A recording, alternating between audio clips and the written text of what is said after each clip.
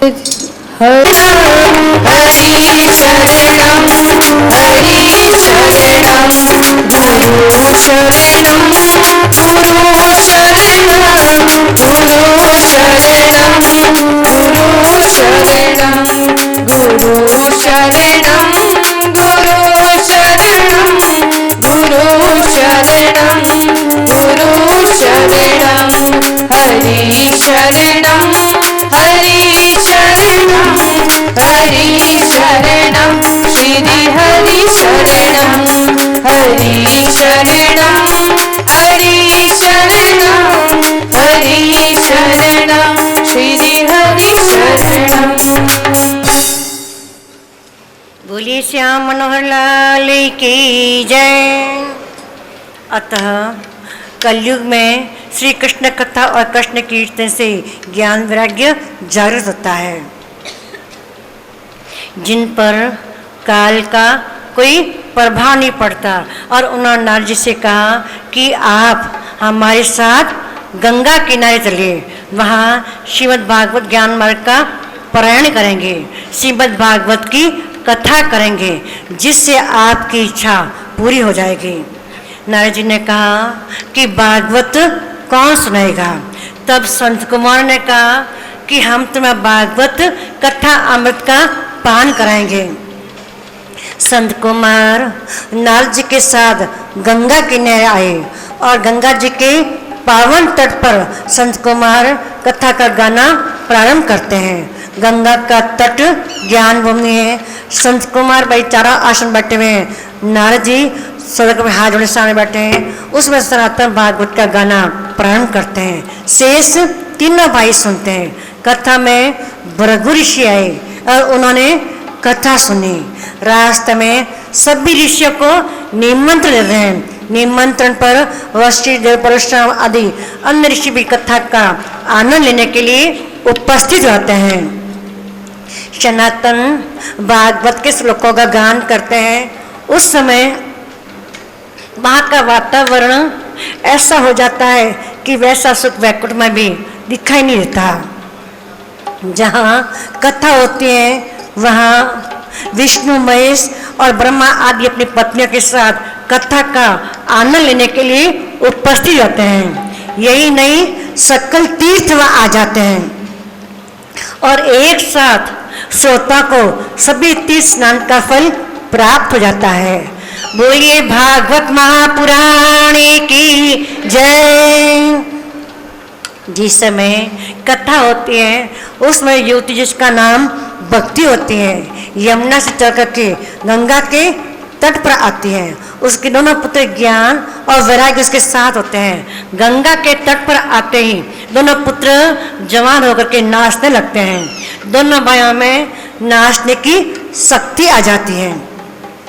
नारद जी ने भक्ति के दोनों पुत्रों की स्थिति को देखा तो ये बड़े प्रसन्न हुए। संत कुमारों ने आश्चर्य पूछा कि उससे पूछा कि तुम कौन हो और क्यों आई हो? तब भक्ति ने कर्तव्य पूरा कहा कि मैं भक्ति हूँ, मेरे साथ मेरे दोनों पुत्र ज्ञान और वैराग्य है। मैं कली के प्रभाव से दब गई हूँ। मेरे दोनों पुत्र वृद्ध हो गए थे लेकिन मैं यहाँ आने से पुष्ट हो गई हूँ।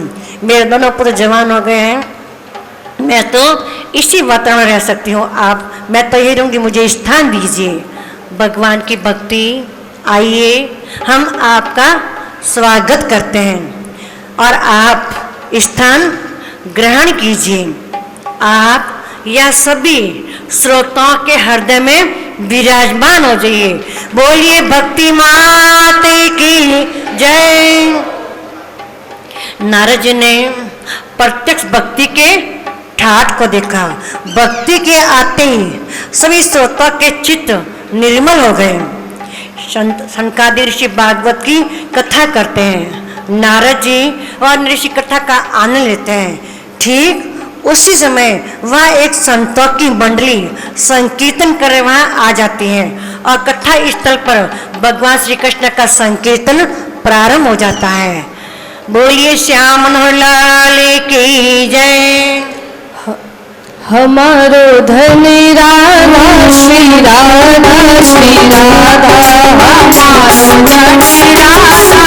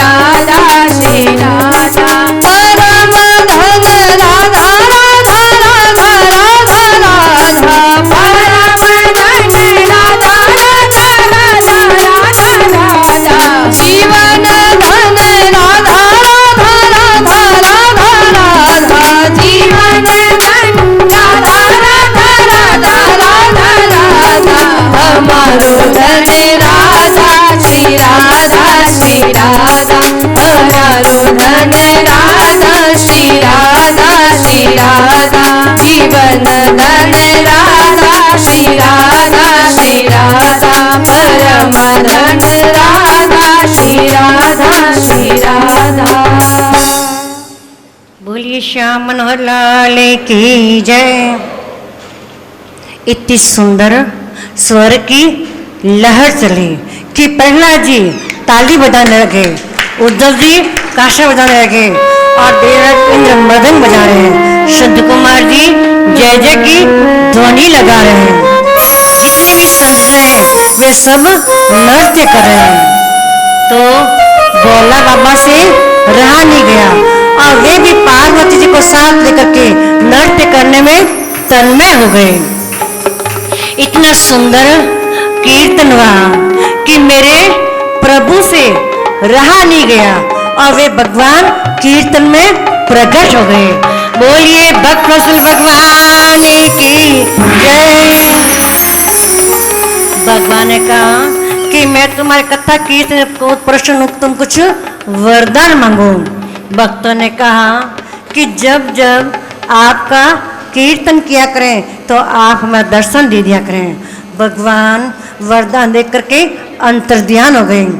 भगवान नारद से कहते हैं, ना हम वंशामि वैकुंठे योगी ना भरदे नचा मद भक्ता यत्र गायन्ति तत्र तिष्ठामि नारद।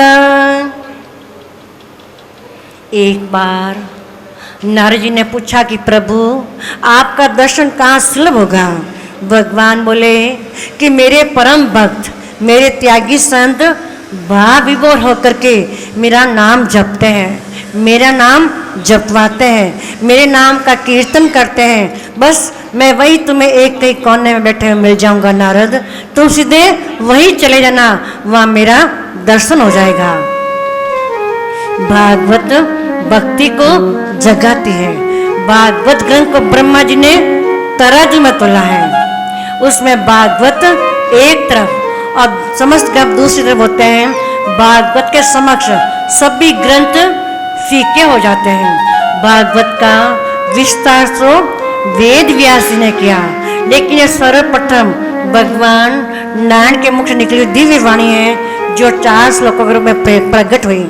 भगवान नारायण ने भागवत के ज्ञान को ब्रह्मा जी को दिया, ब्रह्मा जी ने संत कुमारों को दिया, संत कुमारों ने नारद जी को दिया और नारद जी ने वेद व्यास जी को दिया, वेद व्यास जी ने सुखदेव जी को दिया और सुखदेव जी ने सूत जी को दिया, सूत जी ने सनकादिक ऋषियों को दिया।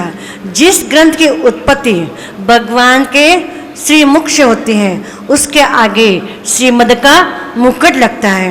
गीता भी भगवान श्री कृष्ण के मुखारविंद से निकली हुई है, इसलिए इनके भी आगे श्रीमद का मुकुट लगा हुआ है। बोलिए गीता मैया की जय। भागवत में 12 स्कंद और 335 अध्याय है और 18,000 श्लोक हैं। भागवत के 12 स्कंदी वैकुंठनाथ के शरीर के 12 अंग हैं।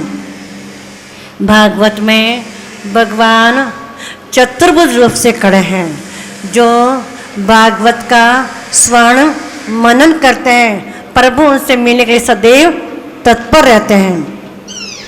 भागवत का प्रथम और द्वितीय स्कंद भगवान के दोनों चरण हैं, तीसरा चौथा स्कंद भगवान के नीचे के दोनों हाथ हैं, पांचवा छठा स्कंद प्रभु की जंघा है, सातवां स्कंद उसका तीसरा हाथ है, आठवां नवा स्कंद भगवान के वक्ष स्थल है, 10वां स्कंद प्रभु का हृदय है, 11वां स्कंद का मस्तक से और 12वां स्कंद उसका चौथा हाथ है।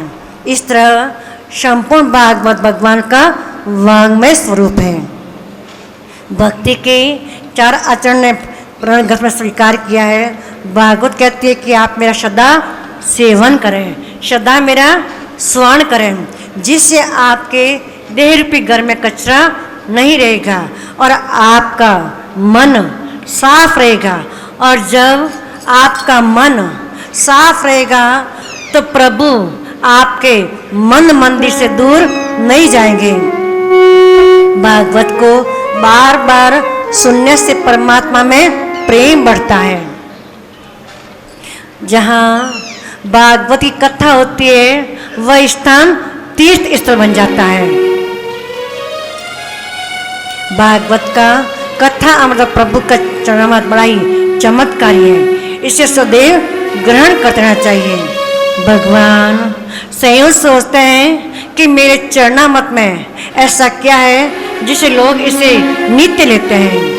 एक दिन भगवान के मन में भी अपने चरणामृत पीने की इच्छा जागृत हुई। वह सोचने लगे कि मैं इसे कब और कैसे चखूं, इसका पीने का मुझे कब अवसर मिलेगा। लक्ष्मी जी मेरे चरण को छोड़ते नहीं और मैं पत्नी की मोहिनी चखता हूँ तो पागल कहलाऊंगा। अगर छोटा शिष्य बनकर चखूं तो इस समस्या का समाधान हो जाएगा। वैसा ही किया भगवान नारायण ने मार्कंड ऋषि को पानी के ऊपर एक पत्ते पर शिष्य को लेटे हुए अपने चरणों के चरणामृत का रसम करते दर्शन दिए। बोलिए बाल कृष्ण लाल की जय। आजकल देश का के पास 7 दिन का समय नहीं है, तो भागवत कहती है अगर आपके पास 7 दिन का समय नहीं है तो आप एक दिन की कथा सुन लें। अगर आपके पास कथा सुनने के लिए एक दिन नहीं है तो आप आधे दिन की कथा सुन लें। अगर आपके पास कथा सुनने के लिए आधा दिन भी नहीं है तो आप एक अध्याय को ही सुन लें। अगर आपके पास एक अध्याय सुनने के लिए समय नहीं है तो आप एक श्लोक को ही भाव से सुन लें। एक श्लोक के सुनने मात्र से आपके शरीर में भक्ति का बीजारोपण हो जाएगा और ईश्वर नाम का बीज कभी भी निष्फल नहीं जाता। कलयुग में जिस मनुष्य के घर में भागवत शास्त्र मौजूद नहीं है उसे यमराज के पास कभी छुटकारा नहीं मिलता। मनुष्य जितने दिन अपने घर में भागवत शास्त्र रखता है उतने समय उसके भीतर दूध घी और मधुर मीठा जल पीते हैं। भगवान संयम कहते हैं कि जहाँ भागवत की कथा होती है वहाँ मैं उसी प्रकार जाता हूँ जैसे वत्सला गौ अपने बछड़े के पीछे दौड़ती है। जो मनुष्य प्रतिदिन भागवत पुराण का पाठ करता है उसके एक एक अक्षर के उच्चारण के साथ उससे कपिला गौ दान देने का पुण्य प्राप्त होता है। जो मानव खड़ा होकर के श्रीमद् भागवत को प्रणाम करते हैं उससे अन्न धन स्त्री पुरुष और अपनी भक्ति में उसे प्रदान करता हूँ। मानव देह प्राप्त करके जो भागवत की कथा नहीं सुनते वे मनुष्य नहीं पत्थर के समान है। जिन हरि कथा सुनी नहीं काना स्वर्ण रंध्र अहि भवन समाना। जिन हरि कथा सुनी नहीं काना स्वर्ण रंध्र अहि भवन समाना। संत कुमार कहते हैं यह भागवत तो सभी के लिए है। यह पापी दुराचार के लिए भी है, कामी क्रोधी कुटिल के लिए भी है, ब्रह्म हत्या बाल हत्या करने वाले भी है। यही नहीं यह तो अशक्ति प्राप्त आत्मा के लिए भी हितकर है। यह जीवित व्यक्ति को नहीं मरे हुए व्यक्ति को भी तारती है। इसके सुनने से प्रेत योनि नहीं मिलती। तुंगभद्रा नदी के किनारे बसे गांव में आत्मनिर्भर ब्राह्मण अपनी पत्नी धुंधरी के साथ वे रहते थे। आत्मदेव पवित्र लेकिन पत्नी बड़ी क्रूर जगड़ने वाली और दूसरों की आलोचना करने वाली थी। आत्मदेव को सभी सुख था पर संतान नहीं थी। लंबे समय के बीत जाने पर उसके पुत्र नहीं हुआ तो उन्होंने आत्महत्या करने के लिए निश्चय कर लिया और इसके लिए उन्होंने घर बार छोड़कर वन की ओर प्रस्थान किया। रास्ते में एक नदी किनारे उन्हें एक महात्मा मिले। आत्मदेव उस महात्मा के पास गए और रोने लगे। महात्मा ने उससे रोने का कारण पूछा। तब आत्मा ने कहा कि मेरे पास खाने पीने को तो बहुत कुछ है पर मेरे बाद खाने वाला कोई नहीं है, इसलिए मैं आत्महत्या करने के लिए यहाँ आया हूँ। महात्मा ने कहा तुम्हें कोई संतान नहीं है तो परमात्मा की कृपा है, ईश्वर जैसी स्थिति में रखें उसी में संतोष मान करके ईश्वर का भजन करना चाहिए। आत्मदेव उस महात्मा से कहा कि आप मुझे पुत्र दें। क्योंकि पुत्र ही पिता को सद्गति देता है। महात्मा आत्मसंगति कहते हैं कि श्रुति भगवती कहती है कि पुत्र से मुक्ति नहीं मिलती। वंश की रक्षा के लिए तो सत्कर्म करना चाहिए। संसार में प्राय अधिकांश को पुत्र सुख प्राप्त होता है, लेकिन क्या सभी को सद्गति मिलती है? पिता को ऐसी आशा कभी नहीं करनी चाहिए कि पुत्र के श्राद्ध करने से, पिंडदान करने से सद्गति मिलेगी। श्राद्ध करने से पितृगण प्रसन्न अवश्य होते हैं, आशीर्वाद भी देते हैं, पर मुक्ति नहीं दे सकते। यह शरीर ही एक पिंड है, इससे परमात्मा को अर्पण करना ही पिंडदान है। जो अपना जीवन ईश्वर को अर्पण कर देता है उसी का पिंडदान सच्चा पिंडदान है। गीधराज जटायु ने सच्चे अर्थ में पिंडदान किया। सीता माता जी की रक्षा हेतु अपने प्राणों की आहुति दे दी और राम जी की गोद में अपने आप को समर्पित कर दिया। प्रार्थना करते हैं, हे नाथ, मेरा क्रियाक्रम अपने हाथों से करना और प्रतिवर्ष मेरा श्राद्ध करते रहना। प्रभु राम जी ने कहा कि तुमने तो अपने आप को मुझे समर्पित कर दिया है, इसलिए तेरे श्राद्ध तर्पण की कोई भी जरूरत नहीं है। फिर भी मैं तेरा श्राद्ध तर्पण अवश्य करूंगा। आत्मदेव के मस्तिष्क में बैठी बात महात्मा की बात नहीं बैठी। उन्होंने सोचा कि सन्यासी लोग पुत्र सुख से अपरिचित है, तभी आप इस तरह की बातें करते हैं। या तो आप मेरे पुत्र दें, नहीं तो मैं आत्महत्या करूंगा। महात्मा को दया आई और उन्होंने एक फल देकर कहा, यह फल तो अपनी पत्नी को दे दिया, तुम्हारे घर योग्य पुत्र होगा। धुंधली फल खाने के बजाय अनेक तरह कुत्र करती हैं कि फल खाने से मैं गर्भवती हो जाऊंगी, पर कहीं मर नहीं जाऊं, बालक के लालन पर मुझे कष्ट उठाना पड़ेगा। तब उसने अपनी छोटी बहन को सारी बात बतलाई। इस बने युक्ति बतलाई कि मुझे बालक होने वाला, मैं उसे तुझे दे दूंगी, तो गर्भवती होने का नाटक कर। धुंधली को फल की इच्छा तो है, किंतु बिना किसी कष्ट के उठाए। छोटी बहन के कहने से धुंधली ने अपने फल गाय को खिला दिया और स्वयं गर्भवती होने का नाटक करने लगे। समय आने पर धुंधली बहन का पुत्र ले आई और जाहिर किया कि मेरा पुत्र है। धुंधली ने अपने पुत्र का नाम धुंधकारी रखा और दूसरी ओर जिस गाय को वह फल खिलाया गया था उसने मनुष्य का बालक को जन्म दिया और उसका नाम गौकर्ण रखा। बोलिए गौकर्ण जी महाराज की जय। गौकर्ण पंडित और ज्ञानी हुआ और धुंधकारी दुष्ट निकला। धुंधकारी न स्नान करता है, न संध्या करता है, न कृष्ण की पूजा करता है, न सूर्य को अर्घ देता है। शास्त्रों में 3 प्रकार के स्नान बतलाए गए हैं। पहले 4 बजे ब्रह्म मुहूर्त में जो स्नान किया जाता है वह ऋषि स्नान कहलाता है।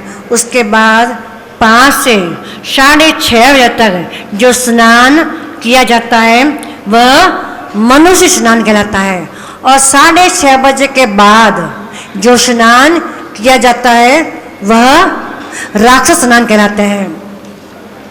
सूजी सावधान करते हैं कि धुंधकारी बड़ा होने पर 5 विषय के जाल में फंस जाता है। ये 5 विषय और कोई नहीं, 5 विषय रस है। शब्द, रूप, रस, गंध और स्पर्श। इसमें फंस करके मानव अपना जीवन बर्बाद कर देता है। धीरे धीरे चेतना को क्षीण कर देते हैं और मनुष्य को इन रसों का सेवन न करके एकांत में भगवान के नाम का सेवा का रस लेना चाहिए, कथा कीर्तन का रस लेना चाहिए। एक बार प्रभु प्रेम का रस चख लेने पर सारे रस स्वतः फीके लगने लग जाते हैं। धुंधकारी धीरे धीरे मद्यपान करने और घर के व्रत का खर्च करना आरंभ करता है। घर में केवल बर्तन रहते हैं। एक बार धुंधकारी बर्तन बेचने की तैयारी करता है। उसकी माता उसे रोकते हुए माँ को दो चटा करते हैं, पिताजी को धक्का देकर घर से बाहर निकालते हैं और उस समय गौकर्ण अपने घर में प्रवेश करते हैं और पिताजी को समझाते हैं, आप अपने को मेरे छोड़ दें, यह शरीर जगत क्षण भंगुर है, ये रिश्ते नाते सब झूठे हैं, केवल प्रभु से रिश्ता रखो और इसके लिए घर बार स्वर्गवन में चले जाओ, वह एकांत में प्रभु नाम का जप करो, कीर्तन करो, कथाओं का श्रवण करो। गौकर्ण कहने से आत्मदेव ने ग्रह त्याग कर दिया और वे गंगा के किनारे चले गए, वह अपना शेष जीवन व्यतीत करने लगे। गौकर्ण भी जो या तीर्थ यात्रा चले गए और धुंधकारी ने अपनी माता को कष्ट देना शुरू कर दिया। परेशान होकर के माता धुंध ने कुएं में कूद करके आत्महत्या कर ली। माता के मर जाने के बाद वैश्या को वह अपने घर ले आया और उनको खुश करने के लिए चोरियां करने लगा। एक बार राजा के महल से जेवरात चुरा करके ले और जेवरात 5 वैश्यों को दे दिया। वैश्या ने सोचा, अब अगर ये जिंदा रहा और पकड़ा गया तो हमें भी जेल जाना पड़ेगा और सारे जेवरात भी चले जाएंगे। तब उन्होंने मिलकर के उसे मार देने का निर्णय लिया और उसी रात उसको रस्सी से बांधा, उसके गले को दबा दिया, उसे फांसी दे दी। चिल्लाने के प्रयत्न करने पर भी वह उसके मुंह में अंगारे भर दिए, जिस तरफ था वह मारा गया। पाचों ने मिलकर जमीन में गाड़ दिया, उसका अग्नि संस्कार भी नहीं हुआ। धुंधकारी अपने भयंकर कुकर्म के कारण प्रेत बना। गौकर्ण ने तीर्थ यात्रा लौटते समय अपने भाई धुंधकारी के मरने का समाचार सुना तो सीधा गया जी गया और उसने वहाँ श्राद्ध क्रम गया। शास्त्रों में गया जी में श्राद्ध करना, पिंडदान करना श्रेष्ठ कहा गया है। गया जी में श्राद्ध गौकर्ण घर लौटा तो उसने रोने की आवाज़ सुनी। रात्रि में घर में गौकर्ण रोने की आवाज़ सुनी तो गौकर्ण अपने भक्ति के प्रवाह से पूछा कि तुम कौन हो। प्रेत ने कहा कि मैं तुम्हारा भाई धुंधकारी हूँ, बहुत पाप करने पर मुझे प्रेत योनि मिली है। गौकर्ण ने कहा कि मैंने तुम्हारे लिए गया जी में पिंडदान किया, फिर भी तुम्हें मुक्ति नहीं मिली। प्रेत ने कहा कि केवल श्राद्ध मास से मुक्ति नहीं मिलेगी। दूसरे दिन गौकर्ण ने सुनने से पूछा कि मेरे भाई का उद्धार कैसे होगा। प्रभु शोना ने कहा, अगर तुझे भाई को सदगति दिलानी है तो भागवत की विधि पूर्वक कथा कर। धुंधकारी को पाप से मुक्त करने के लिए भागवत सप्ताह का गौकर्ण ने आयोजन किया। धुंधकारी वहाँ आया तो उसे बैठने की जगह नहीं मिली तो 7 गांठ वाले बांस में प्रविष्ट हो गया। रोज एक के बाद एक गांठ टूटती गई और 7वें दिन परिषद के मोक्ष की कथा हुई। बांस में से दिव्य पुरुष बाहर निकला और गौकर्ण प्रणाम करके बोला कि भाई प्रेत ने मुझे मुक्त कर दिया, अब मैं गोलोक जा रहा हूँ। धुंधकारी ने एक आसन पर बैठ के कथा सुनी, उसका मनन किया, पूर्ण उपवास किया, तो उसके लिए भगवान नारायण के पास विमान लेकर के आए। श्रेष्ठ श्रोता ने इस तरह कथा नहीं सुनी। गौकर्ण ने श्रावण मास में दोबारा भागवत कथा का आयोजन किया, सबसे श्रोता को मुक्ति मिली। गौकर्ण की कथा मन भक्ति प्रकट हुई और भक्ति से भगवान को वहाँ आना पड़ा। भगवान ने गौकर्ण से कहा, मैं तुम्हारी कथा के बहुत ही प्रसन्न है, तुम कुछ वरदान मांगो। गौकर्ण ने कहा, प्रभु मुझे कुछ नहीं चाहिए, पर जो भक्त आपकी कथा श्री कृष्ण की कथा करें, कीर्तन करें, उनके हृदय में आप विराजमान हो जाइए और उनको सद्गति दें। वैकुंठ में जो आनंद मिलता है वही भागवत कथा में मिलता है। भागवत सुनने और सुनाने कुछ नियम है। कथा मंडप में गृहस्थ का कार्य का भार लेकर के नहीं जाना चाहिए, पवित्र होकर जाना चाहिए।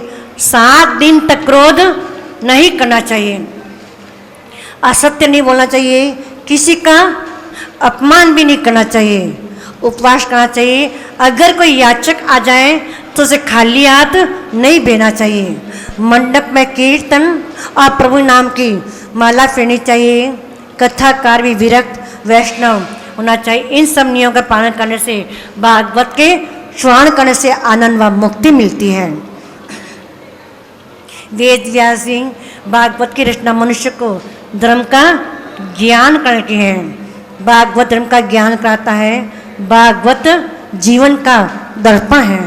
भागवत कर्ष का फल है। इस वृक्ष में ना गुठली है, पूर्ण पे मीठा फल है।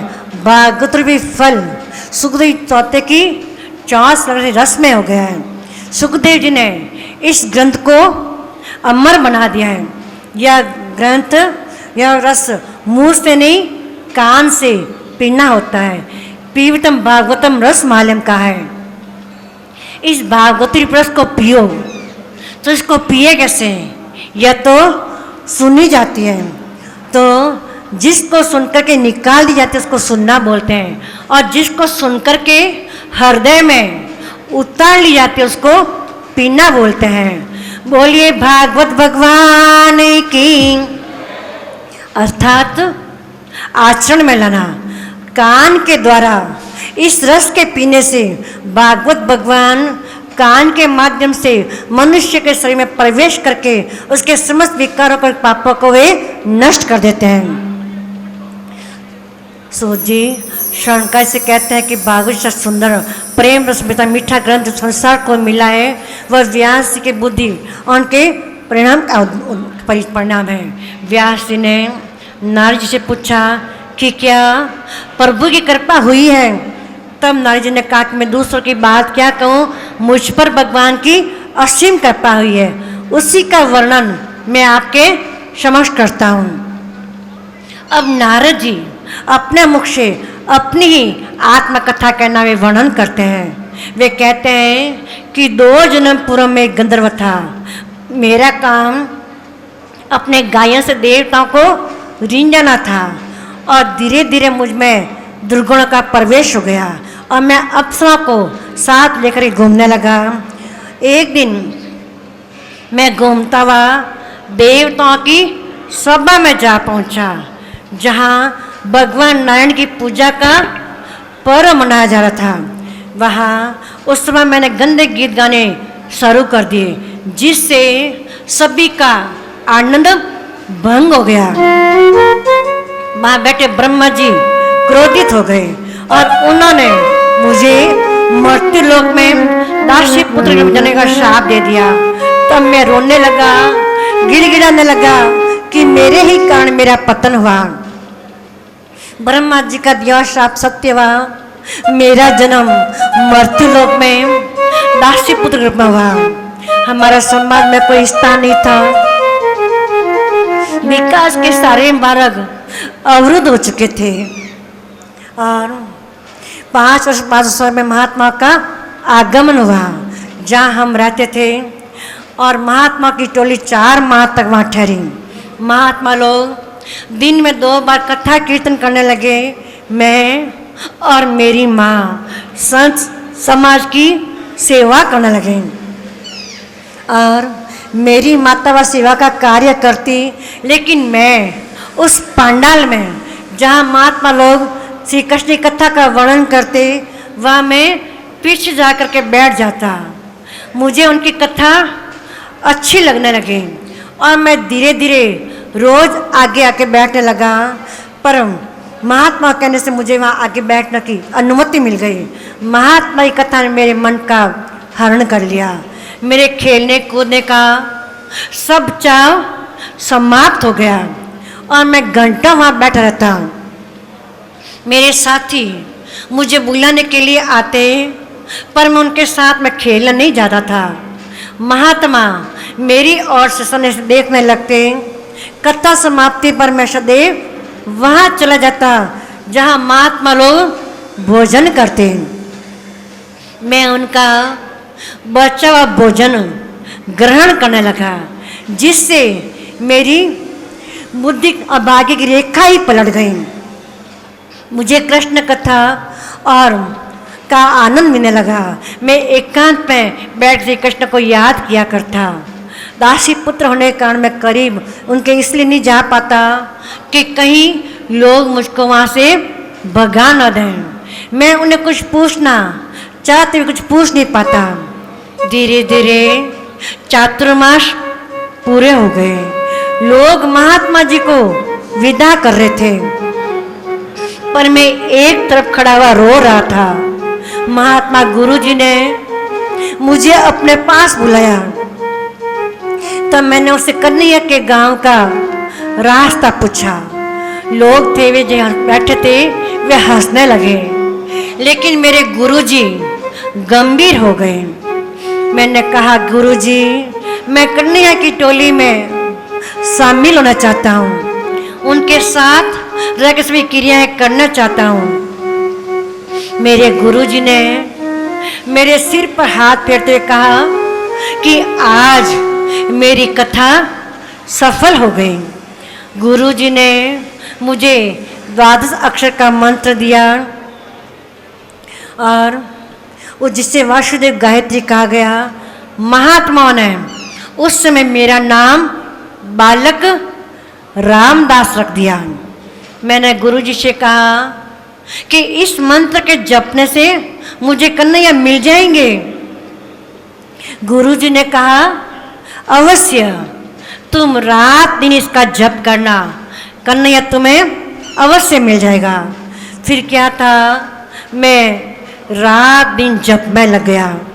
मेरी माता चिंता करने लगी कि कहीं मेरा बालक साधु न बन जाए।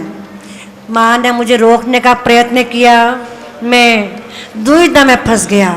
मेरे सामने एक और तो श्री कृष्ण का आकर्षण और दूसरी ओर माँ के ममत्व की बेड़ी। माँ के आनंद का केंद्र मैं ही था, इसने भागना नहीं चाहता था। संयोग की बात कि एक दिन गौशाला में मेरी माता को सर्प ने डस लिया। सर्प के काटने से मेरी माता की मृत्यु हो गई और मैं अनाथ हो गया। मैंने सोचा, भगवान श्री कृष्ण ने मेरे सारे बंधन तोड़ दिए हैं। सत्संग ने मेरा मनोबल बढ़ा दिया और मैं उत्तर दिशा की ओर चल पड़ा। वहाँ एक पीपल के नीचे ध्यान लगा करके गुरु मंत्र का जप करने लगा। इस तरह मेरा जीवन व्यतीत होने लगा। बोलिए भक्त प्रसन्न भगवान की जय। ओम नमो भगवते वासुदेवाय। ओम नमो भगवते वासुदेवाय। ओम नमो भगवते वासुदेवाय। ओम नमो भगवते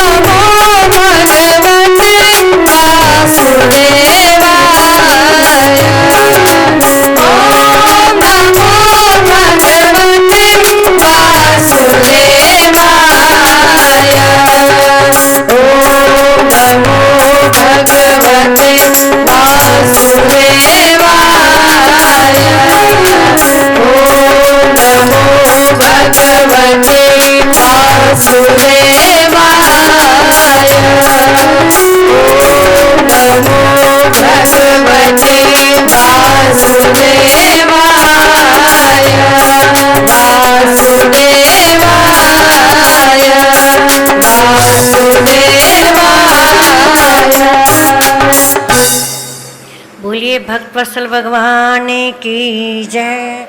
वहाँ एक पीपल के नीचे ध्यान लगा गुरु मंत्र का जप करने लगा। इस तरह मेरा जीवन व्यतीत होने लगा।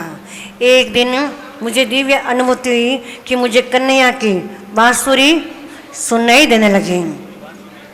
मैं उस बांसुरी के धुन सुन के मस्त हो गया। फिर मैंने देखा कि मेरे सामने मेरे श्याम सुंदर मेरे कन्हैया खड़े थे। उसके देखते जीवन की सारी इच्छाएं पूरी हो गई और उनके स्वरूप में मैं खो गया। तब तक वे अंतर्ध्यान हो गए। फिर मुझे दोबारा दर्शन हुए और आकाशवाणी हुई कि अब तुम्हारा बार बार जन्म नहीं होगा। शरीर छोड़ने के बाद अगले जन्म में मैं सदैव तुम्हारे साथ रहूंगा।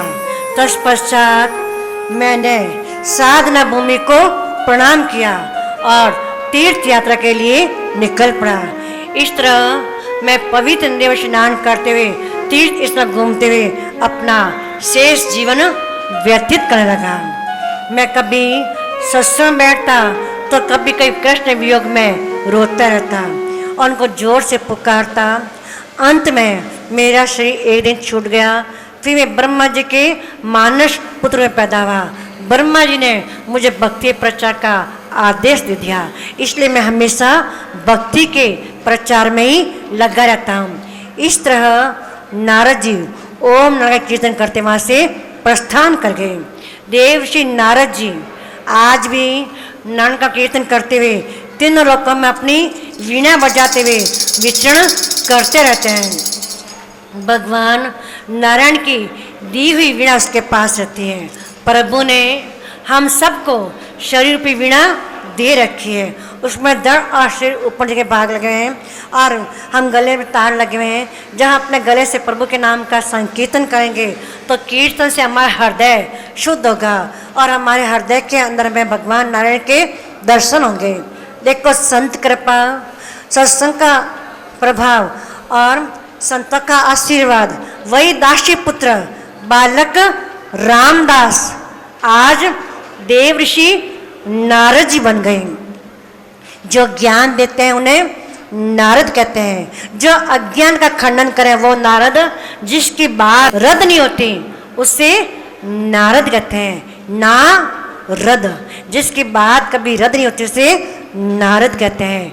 बोलिए देव ऋषि नारद भगवान की जय, श्याम मनोहर लाल की जय, भागवत महापुराण की जय, सुखदेव जी महाराज की जय, परम पूज्य सदगुरुदेव भगवान की जय। जय जय श्री राधे, जय जय श्री राधे, जय जय श्री राधे। सिर्फ 15 मिनट विश्राम है, फिर आगे कथा का आनंद लेंगे। सबको सदा जय श्री कृष्ण, जय श्री राधे। रमण बिहारी के हमरे ठाकुर रमण बिहारी, हम है रमण बिहारी के। साधु सेवा धर्म हमारा, पावन दुनियादारी से। साधु सेवा धर्म हमारा, पावन दुनियादारी से। हमरे ठाकुर रमण बिहारी, हम है रमण बिहारी के। गोपी सेवा धर्म हमारा, पावन दुनियादारी से। गोपी सेवा धर्म हमारा, पावन दुनियादारी से। हमरे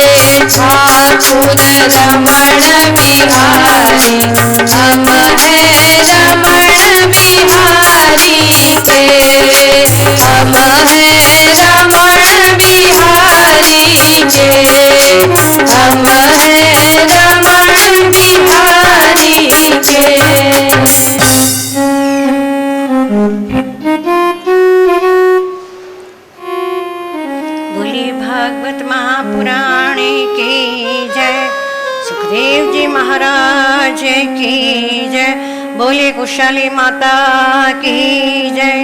परम पूज्य सद्गुरुदेव भगवान की जय।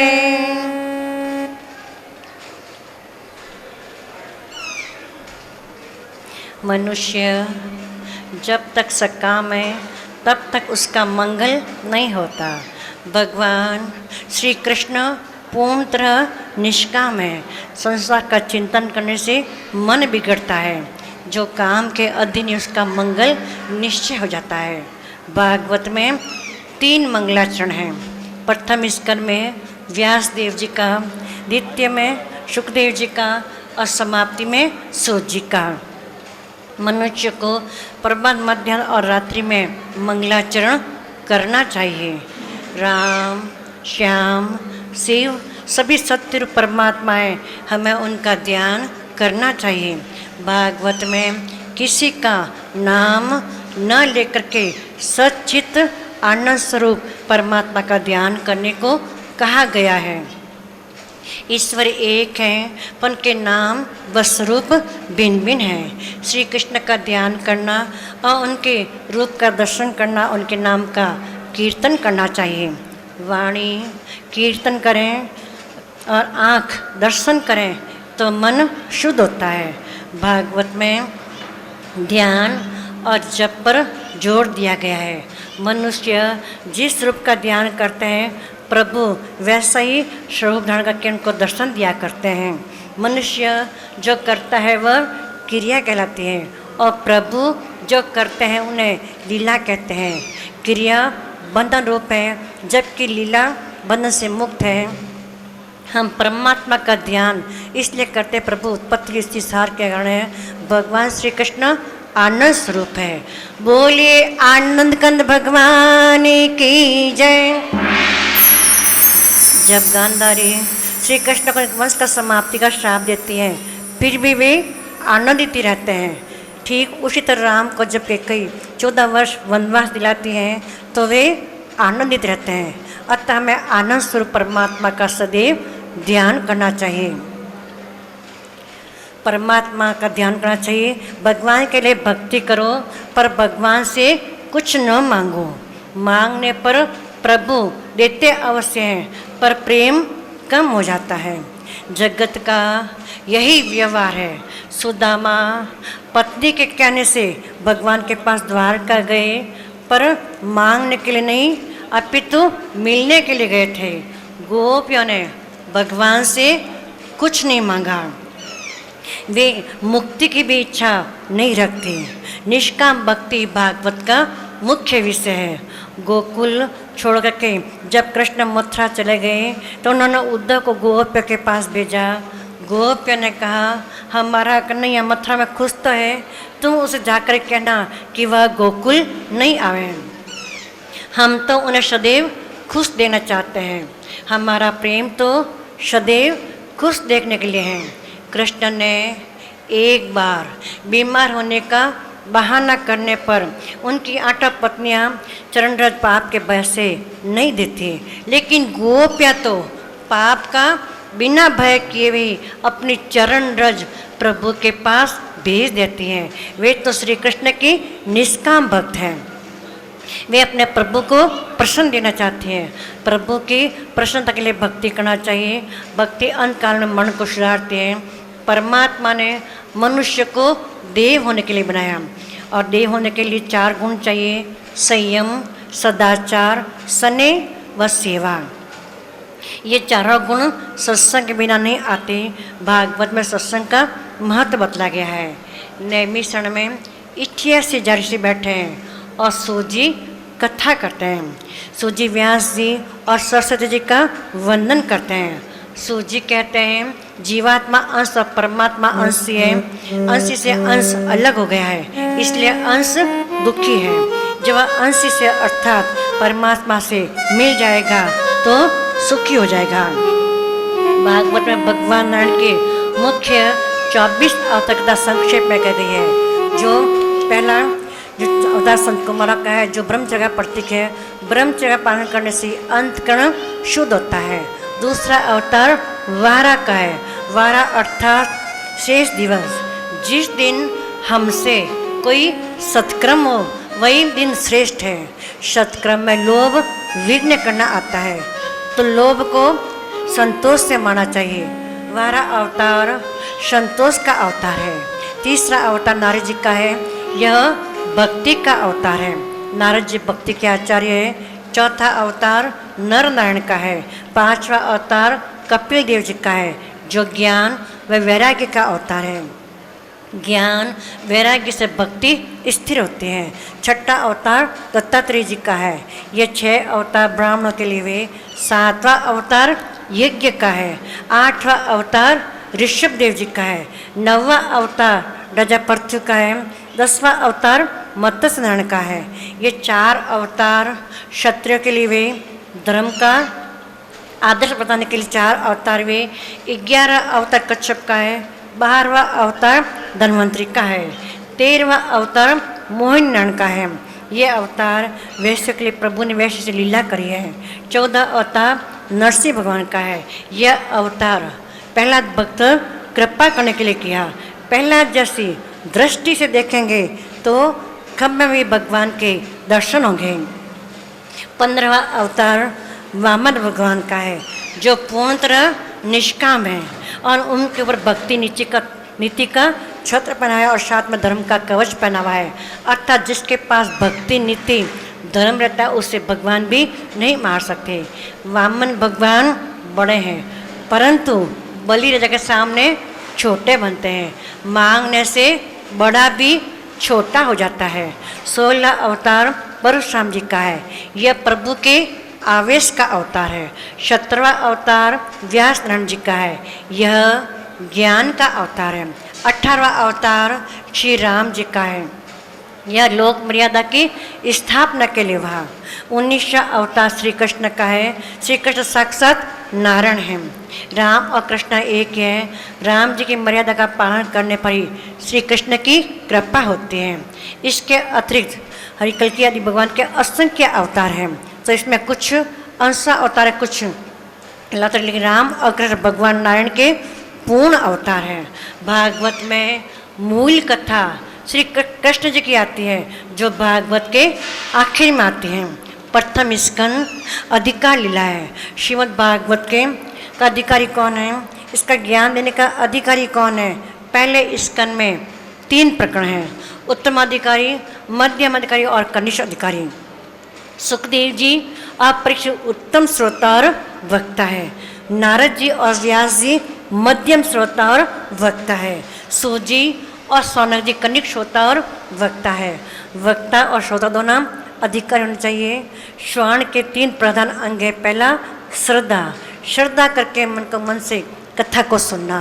दूसरा है जिज्ञासा, श्रोता जिज्ञास होना चाहिए।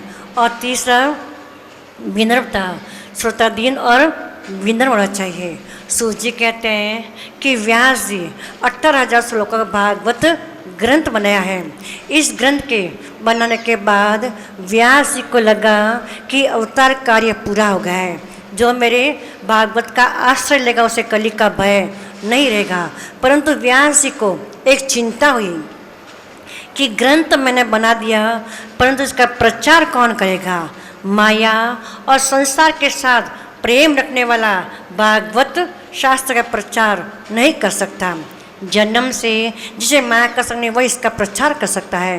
बहुत सोचने पर व्यास जी को लगा कि ऐसा योग्य तो मेरा पुत्र ही है। एक दिन व्यास के शिष्यों ने वेणु गीत के श्लोकों का गाना प्रारंभ कर दिया। उसमें शुकदेव जी स्नान संध्या करके समाधि बैठने की तैयारी में थे कि उनके कानों में अमृत तुल्य श्लोकों का प्रवेश हुआ। वरहापीडम नटवर वपु कर्ण्यो कर्णिकारकम विप्रदास कनकपिजम वैजंतीम च मालम। वरानी मोर लीला करने में ठाकुर जी श्रेष्ठ है और ठाकुर जी कानों में कर्णफूल पहने हुए हैं और पीताम्बर पहना हुआ है, मानो आकाश से बेली चमक रही हो। इतनी सुंदर गले में वैजंती माला पहनी हुई है। सुखदेव जी ने इधर उधर देखा कि इन श्लोकों को कौन गा रहे हैं। उस समय उन्हें व्यास के शिष्यों के दर्शन हुए। सुखदेव जी ने पूछा कि आप कौन हैं तथा आप जिन श्लोकों का गान कर रहे हैं वे किसके द्वारा रचे गए हैं। शिष्य ने कहा कि हम वेद व्यास के शिष्य हैं। उन्होंने ऐसे अनेक श्लोकों से भरे एक अद्भुत ग्रंथ की रचना करी है और उस ग्रंथ का नाम श्रीमद् भागवत है। बोलिए भागवत महापुराणे की जय। सुखदेव जी ने सोचा कि व्यास जी मेरे पिता है और मैं उनका उत्तराधिकार हूँ। मैं पिताजी के पास जाकर के इन समस्त श्लोकों को सुनूंगा। ऐसा निश्चय के पिताजी के पास गए। पिताजी ने अपने छाती से लगाया। सुखदेव जी ने साक्षात नमन किया और उनके चरण छुए। तत्पश्चात सुखदेव जी ने अपने पिताजी से भागवत के समस्त श्लोकों के पढ़ाने के लिए निवेदन किया। व्यास जी बड़े खुश हुए और उन्होंने प्रेम से सुखदेव जी को भागवत का अध्ययन कराया। इस प्रकार व्यास जी की चिंता का अंत हुआ। भगवान के नाम व गुण इतने मधुर हैं कि सबको अपनी ओर खींच लेते हैं। भागवत पिता को पुत्र से मिलने वाला ग्रंथ है। यही नहीं, यह साक्षात परमेश्वर श्री कृष्ण से मिलाने वाला है। भाग कथामृत पीने से मनुष्य अपनी भूख प्यास को भूल जाता है।